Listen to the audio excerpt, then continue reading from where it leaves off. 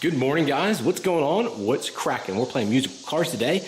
Got obviously the beautiful Mark III Supra sitting out. Got the wife's, and I got mine, which is all apart. And I'm moving everything around so I can get my car on the lift. This is the thing, like where I've said it before, lifts are great, but if your car's not already there, it's kind of a pain in the ass. Got to play musical cars and got to do all this. So push the car out, figure why it's outside too, show you guys a little bit more, a little bit better lighting. Just go over a few things, shows off some of the rust and stuff that started. I mean, again, surface rust. This is not a big deal, but again, it is a 30-year-old car with almost 200,000 miles. Has 188, 189,000 miles on this chassis now. So, I mean, she's no spring chicken. Started marking some holes. I put this rag here because there's still fluid in the pump and it will shoot out. But this down here is really, you can see how bad that is. And the reason why I wanted to drop that subframe, same with this. I'm deciding if I want to powder coat it, just get it blasted or what. But I feel like powder coat's more of a permanent solution. I just got to make sure mounting surfaces, same with up here, are not coated because I've seen grounding issues and I don't want to have grounding issues. So that's some things I need to be cognitive of and be aware of. So just looking at a couple things. Seeing the car outside though, it is well stripped. I mean, look at it. It's pretty well there. So like I said, once I drop the front subframe out, there isn't anything left up front really to go, because I'll take out those last brake lines then and we're good. I just haven't taken off the sway bar yet, which I could have done already. It's easier once to take the wheels off and pop them out then, and once again, easier to do on the lift. My thing is when I get in the lift now, I'm a little scared, I'm not gonna lie, because there's a little bit of fuel in the tank, but not much, but still there's a rear end, everything's still in the car and nothing in the front now, so the car's ass end heavy, so I need to get a dead man lift or a dead man safety to make sure the car doesn't teeter backwards on me. That's the last thing I want to happen.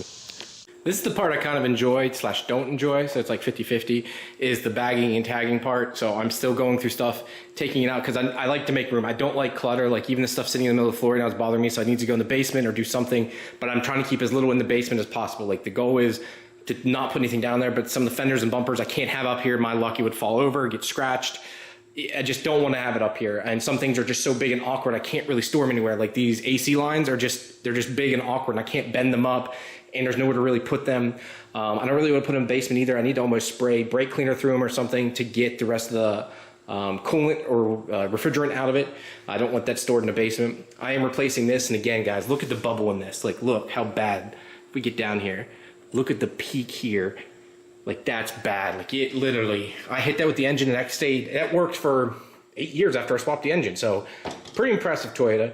But I did start taking it apart, and the rust is, it's bad. So I'm like, it's time to replace it anyways. I'm gonna try and clean up these lines. I'm gonna replace the dryer and stuff. The bracket has to be reused here, but I believe it comes with all new mounts. These tabs up here come with it. I believe it comes with this bracket from the pictures I saw. So I want to throw this out, but I don't want to throw it out until I know like what it does and does not come with. So I need to make sure 100% what it comes in the box. So just got to look up some of the part numbers and make sure I have it all right, and then go from there. So getting closer. Yeah, and then we'll actually start taking the wheels and everything off of this. But again, before I was just about to start doing it, I'm like, you know what? I haven't even finished this part. Before I get ahead of myself, I had to say, Ryan, you know, hey, time to clean things up, time to start painting these things, get that all done, get that boxed away. So you're like, all right, all that little stuff is done. That is already done. Now you can work on the car. It's like trying to treat it like a real job. Like, you know, do the things you know you have to do, and then you can get to the fun stuff, which is taking that out. So give myself a little treat when I'm done here. Also watching Jay's breakdown video of his, I guess their fastest pass vehicle, which was that, whatever the hell you go out there, the salt flats or whatever. So watch him do a teardown. I didn't realize they used a VVTi engine for that though. I didn't think they did. I can just tell from the cam on the other side, but for some reason I thought they used a non-VVTi head on that. Anyways, one thing I want to do, I'm making this for myself, I need to find these 8mm bolts then when that time comes, because these clamps here, I'll need to replace these bolts. So I'm going to hold on to these, but I forget what the thread pitch is, but I'm going to need to replace those. And I'm going to probably replace all these bolts. A lot's going to get replaced with titanium. Some is just going to be new stainless, just because some things should be titanium. Some things need to be steel also. But that's off. These tabs, from what I saw on the sign, along with these, all come with it. So looks like I can toss this thing from here. So this is going in the trash, and then next we're gonna work across the table here. This is all powder coat, so don't need to worry about that. bag and tag a few more things, clean these things up, tag the bolts, figure out bolts I need, and then I'm just gonna have to store this somewhere else, so that might go to the basement for now, just because I don't want to bend the brackets, but that just needs to go to paint. There's not really much I need to do this, no welding, no nothing to this, so it just needs painted. And I'll need a box for this also. So getting close, and then I'll box all that stuff up and clean everything up. Just some other things too, like these pulled out of the body on both sides, these little tabs that are here on the inside part. So I'm gonna have to find out the part number for this, because I never had that issue on Kat's car. So I'm gonna have to get that, and then I'll replace these anyways, but I'm gonna throw this in the baggie just so it reminds me. So I have it with all the other stuff, just stuff I need to do, and then making notes here. I'm gonna go ahead and just clean these up and take these outside here and just spray them down. Again, I wanna replace all this stuff, but again, that just takes me down that rabbit hole of becoming that. And I need to meet my deadline of next year, and I know that'll just be too much stress. It'll take all the fun out of it. This at least keeps it fun for now. So clean these up, wipe this all down, bag this, and I'm done. All right, guys, so I got the car up in the air now. I actually took the wheels off, just cleaned them up a little bit, because I actually drove the car dirty and then parked it like I usually do. So just cleaned out the barrels of the wheels, and it's insane how clean these things stay. They were ceramic coated or a while ago, and they still just stay super nice. Got some water sitting in it there, but these wheels just are like timeless. But they're not going to fit my new brakes, so I'm debating on selling these. They're my favorite wheels though, so I'm having a really hard time.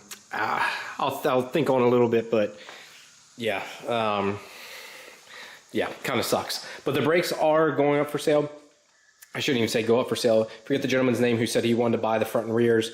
Because I'm going to be replacing these with another set of APGs, just because I'm going to change color, and might as well just sell the whole lot then. Just easier to do it that way. Didn't get much use out of these, but yeah, when I went red really wasn't my thing anyways. I'm going to try green or blue or something else. But yeah, so the person's going to get everything. So it comes with lines, brackets, everything. That's why I do like the APG kit, because it comes with every nut bolt. Like, you can literally put it on the same day. You're not waiting to order this or that. Like, it comes with everything in one shot. I've got the other brake lines off there. The only one's left is this one here, because I got to remove it down there. But I want to put caps on those AN fittings down there, and I don't have any caps left. And I need to order some so I can block off the fluid and stuff in there so it doesn't go everywhere or get contaminated. I use the other caps on my, where did I use it at? Oh, I used it on the actual brake booster.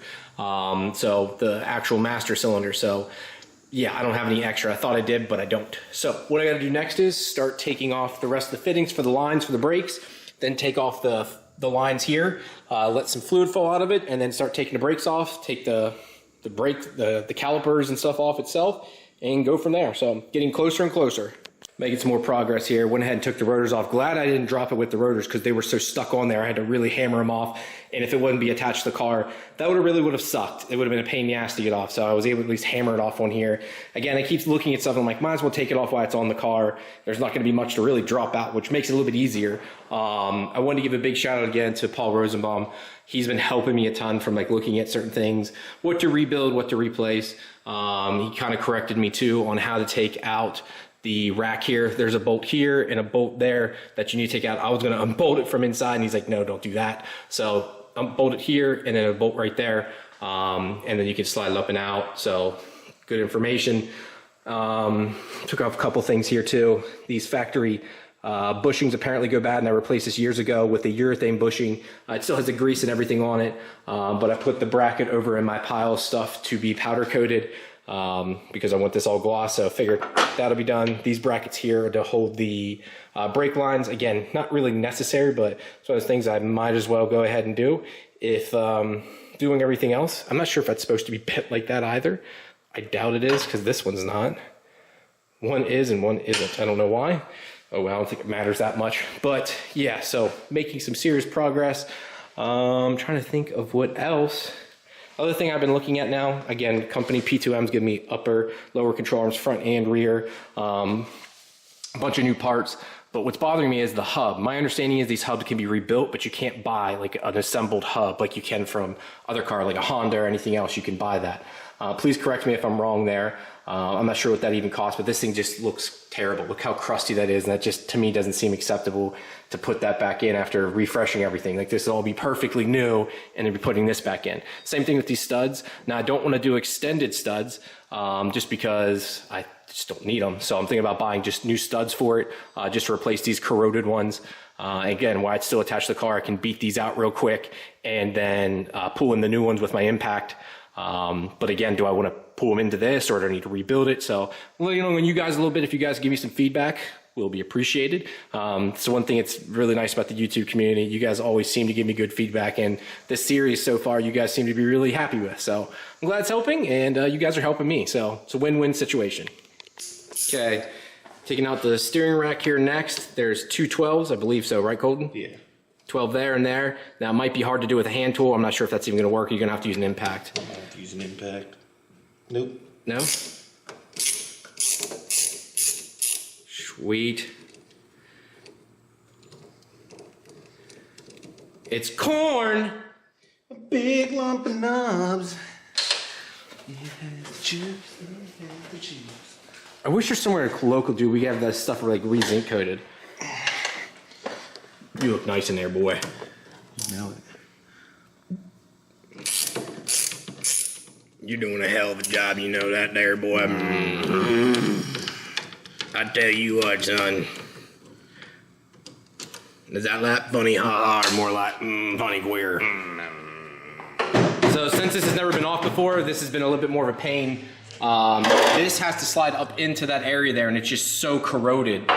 He's beating it with a hammer trying to split it apart, and it just, I mean, don't want to do too crazy because I don't want to fuck up the knuckle, but it is not. There it goes. It's so close. That's what she said. We're there. You guys can see here. It's just very hard to get. It has to slide up inside of there. So see how it has to slide off those threads, guys? And there's still a good bit in there. It's just, God, is a pain. All right, so we're gonna start here in the back, guys. All right. One bolt.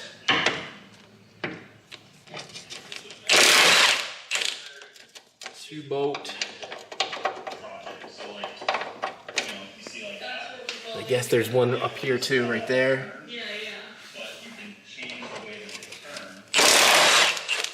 That is a lot of rust. A lot of corrosion. Any more on this side? No. Oh my God.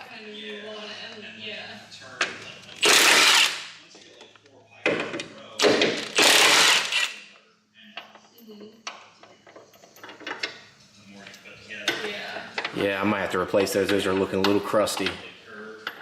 Looking like they've seen some better days, Jimmy. All right, grab those.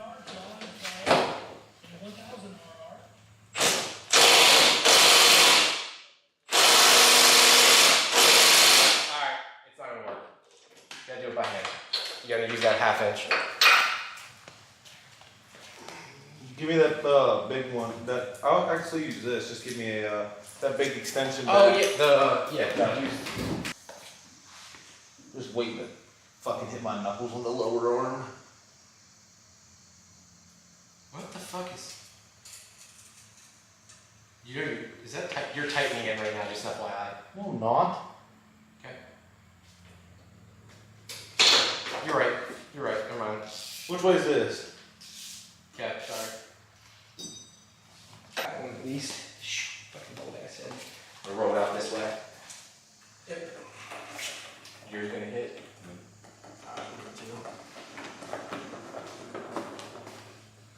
Alright. Go put it down the locks now.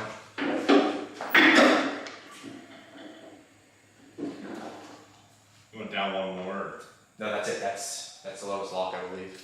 So we have the castle nut. You guys are gonna have to take the pins out now that we've got this all out. We went ahead and took the coilovers out, which is a 19 millimeter. And now we're gonna take off those castle nuts. They have a safety pin in them. Castle nut keeps it from backing out because you don't want that to happen on that. Then we'll take off the upper and lower control arms. And I also have to take these off too. I'm gonna get these powder coated. When you buy new control arms, it doesn't come with these. So gonna get those recoated too. All right, guys, so sorry I missed out some of the editing or some of the stuff interjecting there, but subframes out front and rear, got the knuckles and stuff here too, or the hubs. You're gonna press those out, get those powder coated along with everything else. Have a bunch of bolts in here that are going to be zinc coated, and all this is going to be powder coated also. So this is where the car is right now. There is nothing left of it. Got everything marked, and I'm going to weld up here. I'm going to try and keep most of these holes here because you never know what I need down in the future. Pretty much everything I'm shaving is shock tower forward. Anything behind it I want to keep too. I've seen too many guys shave everything and then like, crap, I wish I had this hole still. So everything I'm pretty much shaving is stuff that is going to be useless to me because I want it to look clean. Everything back behind it doesn't matter because those are mounting points. So there is some things I noticed on the chassis that could be a little bit nicer. There is definitely some rust building up, so it's a good thing. We've got some surface rust here. Again, not terrible. 180,000 miles, and this was the guy's daily driver in Northern Virginia, which saw salt and everything else. And if this is the worst of it, it's pretty damn impressive. If this would be a Nissan, there would be nothing left of it. You can see where the trans had hit when I had a T56 in here, so I'm gonna make some clearance room. You can see here too, look at that. Whew, that's bad. And then back here is where the reverse was, and it literally ripped off all the coating. So going to fix some of this stuff, trying to make it a little bit nicer, making some custom wheels for it here too. Bought these wheels. These are going to be mounted to plates that allow the car to roll around without that in it. So when we go to paint, we'll be able to paint everything underneath these rails and stuff, where before you couldn't get to it, just makes it harder. So everything will be able to get painted properly. It's gonna bolt right here, and I made my little plates, so my brother-in-law is gonna take care of that for me. So yeah, guys, we're way closer now. I'm really, really happy about this. Thank you guys very much for tuning in today. If you have any questions, concerns, or if you guys can help me, let me know down below. Thank you all very much, and I'll talk to you later. Peace.